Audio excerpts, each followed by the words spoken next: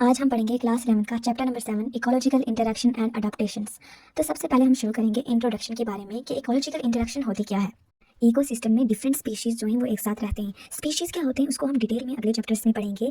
Species हम उन group of similar individuals को कहते हैं जो आपस में इंटरब्रीडिंग के कैपेबल हों।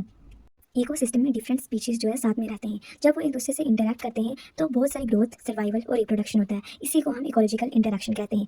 अब हम पढ़ेंगे कि ये इंटरैक्शंस होती क्यों हैं। सबसे पहले इसके दो रीज़न है। पहला, कोई भी स्पीशीज़ जो है इकोसिस्टम में अकेले नहीं रहती है, वो एक अलोन सर्वाइव नहीं कर सकती है। वो फूड, शेल्टर, स्पेस, सर्वाइवल के लिए दूसरे ऑर्गेनिजम्स पे डिपेंड करती है, इसीलिए इंटरेक्शंस होती हैं। अब हम पढ़ेंगे types of inter relations between the species. इसको जो है दो कैटेगरी में डिवाइड किया गया है। डिफरेंट एनिमल्स जो है इकोसिस्टम में एक साथ रहते हैं, जिसकी वजह से क्या होता है कि different types of inter relations जो है इकोसिस्टम में पाए जाते हैं। पहली इंटर रिलेशन है सिम्बायोसिस। इसको हम पॉजिटिव इंटरेक्शन भी कहते हैं। इसमें क्या होता है कि एटलीस्ट वन स्पीशीज़ को बेनिफिट होता है और कोई भी स्पीशीज़ को हार्म नहीं होता है। या तो एक स्पीशी को बेनिफिट होगा या दोनों स्पीशीज़ को जो है बेनिफिट होगा। जो सिम्बायोसिस है इसका मतलब ये भी होता है कि लिटरल मीनिंग इसका ये भी है कि लिविंग टुगेदर, यानी इसमें तमाम स्पीशीज़ जो है वो एक साथ रहती हैं। दूसरी तरह की इंटर रिलेशनशिप जो हमारे इकोसिस्टम में पाई जाती है वो है एंटागनिज्म। इसको हम नेगेटिव इंटरेक्शन भी कहते हैं और यहाँ पे एटलीस्ट वन स्पीशीज़ जो है हार्म होगा। या तो एक स्पीशीज़ हार्म होगा या दोनों के दोनों स्पीशीज़ हार्म होंगी। और ये जो है लिविंग टुगेदर पे नहीं बल्कि कॉम्पिटिटिव और हार्मफुल इंटरेक्शन पे बेस्ड होते हैं, यानी इसमें स्पीशीज एक दूसरे से कंपटीशन करते हैं। अब हम पढ़ेंगे सिम्बायोसिस और एंटागनिज्म की फर्दर क्लासिफिकेशन।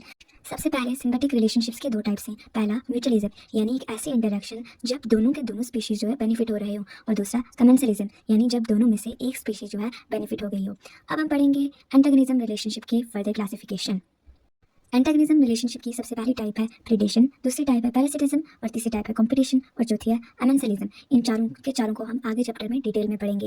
ये एक डायग्राम दी गई है जिसमें ये बताया गया है कि कैसे different types of ecological interaction से फायदा होता है, कुछ से हार्म होता है और कुछ का न्यूट्रल इफेक्ट होता है उनके इंटरेक्टिंग पार्टनर पर। जैसे कि अगर दोनों स्पीशीज़ को बेनिफिट हुआ है तो उसको हम म्यूचुअलिज्म बोलेंगे, और अगर एक स्पीशीज़ को बेनिफिट हुआ है तो उसको हम कमेंसलिज्म बोलेंगे और दूसरी स्पीशीज़ न्यूट्रल रहेगी। अगर दोनों स्पीशीज़ को कोई भी इफेक्ट नहीं हुआ है तो वो दोनों न्यूट्रलिज्म होंगे। और अगर एक स्पीशीज़ को हार्म हुआ है दूसरी स्पीशीज़ को बेनिफिट हुआ है तो हम उसको पैरासिटिज्म बोलेंगे। और इसी तरह अगर एक स्पीशीज़ को हार्म हुआ है दूसरी स्पीशीज़ न्यूट्रल रही है तो उसको हम अमेंसलिज्म बोलेंगे। और इसी तरह अगर दोनों स्पीशीज़ को हार्म हुआ है तो उसको हम कंपटीशन बोलेंगे। ये सारी इंटरेक्शन को आगे हम डिटेल में पढ़ेंगे।